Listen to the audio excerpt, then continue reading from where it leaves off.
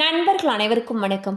இன்னைக்கு நம்ம இந்த வீடியோல பிறப்பு சான்றிதழ் தொடர்பான மிக முக்கியமான புதிய அறிவிப்பு ஒன்று வெளியாகி இருக்கு. ஸோ அதை பத்தி தான் இப்போ நம்ம பார்க்க போறோம். ஆதார், பேன் போன்று பிறப்பு சான்றிதழும் ஒரு ஆவணம் என்று மத்திய அரசு அங்கீகரித்துள்ளது. இந்தியாவில் பிறப்பு மற்றும் இறப்பு பதிவு திருத்தம் 2023 சட்டம் கடந்த ஆண்டு மத்திய அரசு அமல்படுத்தியது. மத்திய அரசின் இந்த சட்டத்தின் மூலமாக இனி பிறப்பு சான்றிதழையும் ஒரு ஆவணமாக பயன்படுத்த முடியும். இதனால் பிறப்பு சான்றிதழ் இல்லாதவர்கள் அதனை பதிவு செய்து பெற்றுக்கொள்ள கால அவகாசம் வழங்கப்பட்டிருக்கிறது. குறிப்பாக 2000ஆம் ஆண்டிற்கு முன்னர் பிறந்தவர்களில் பிறப்பு சான்றிதழ் பதிவு செய்யாதவர்கள் இந்த வருடத்தின் கடைசி தேதிக்குள் பிறப்பு சான்றிதழ் பெற்றிருக்க வேண்டும் என்று மத்திய அரசு வலியுறுத்தி வருகிறது. இதுவரை பிறப்பு சான்றிதழை பதிவு செய்யாதவர்கள், குழந்தைகளுக்கு பிறப்பு சான்றிதழ் வாங்காத பெற்றோர் விரைவில் பிறப்பு சான்றிதழ் பெற்றுக்கொள்வது நல்லது. 2000ஆம் ஆண்டிற்கு முன்னர் பிறந்தவர்கள் அந்தந்த மாவட்ட ஆட்சியர் அலுவலகங்களில் பிறப்பு சான்றிதழை பெற்றுக்கொள்ள முடியும். அதேபோல பிறப்பு சான்றிதழ் பெற கிராம பஞ்சாயத்துகளில் பதிவு செய்து இணையத்தின் வாயிலாக பெற்றுக்கொள்ள முடியும்.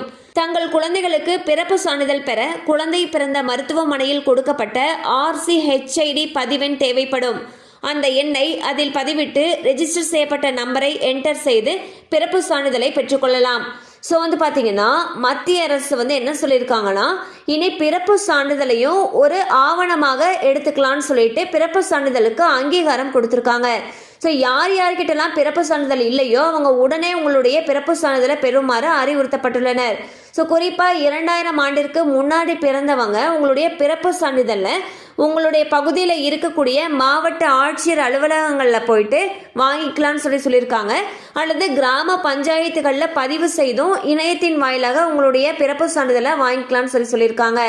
ஸோ புதுசாக குழந்தை பிறந்தவங்க பார்த்தீங்கன்னா உங்களை குழந்தைகள் பிறந்த மருத்துவமனையில் போயிட்டு ஒரு நம்பர் கொடுத்துருப்பாங்க இல்லையா, RCHIDன்னு ஒரு நம்பர் கொடுத்துருப்பாங்க.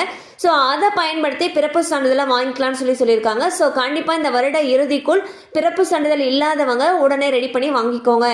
கண்டிப்பாக இந்த அப்டேட் உங்களுக்கு பயனுள்ளதாக இருந்திருக்கும் நம்புகிறோம். மேலும் இது போல் அப்டேட்ஸ் உங்களை உடனே ரீச் ஆகணும்னு நினச்சிங்கன்னா நம்ம சேனலோடு தொடர்ந்து இணைந்திருங்கள். தேங்க்யூ ஃபார் வாட்சிங்.